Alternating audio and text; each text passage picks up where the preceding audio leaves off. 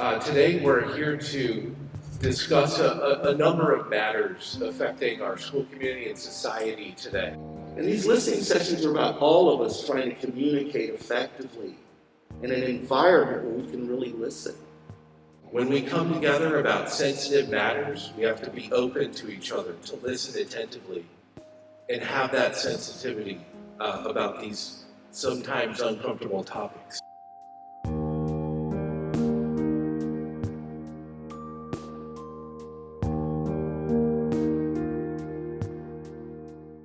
What should be our guiding principles in helping find solutions?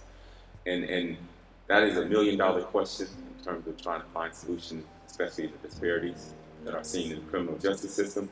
But first, I want to applaud you all for doing what you are doing today, right? Taking a step to come together, and I think the solutions can only be found if individuals, if groups come together and have that dynamic conversation, right?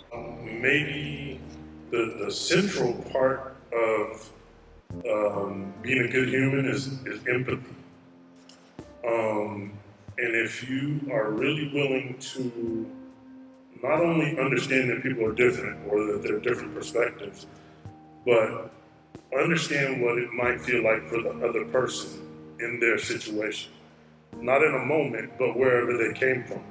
Not how they are today, but how they were raised and how their parents were raised and the community that they come from and different things like that. When we think about moments, we don't often think about what happened before then.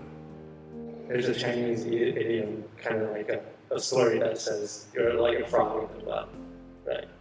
You're looking into that hole up in the ceiling, that well hole, and you think of that as your world.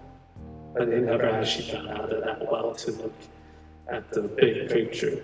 And so I think this is very good for students to learn from high school, and that's a guiding principle that students come to our school, they learn things, we build up a lot of program for them to learn and for them to experience different things.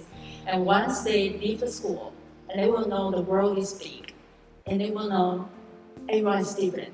We should open our mind to accept different opinions and voices.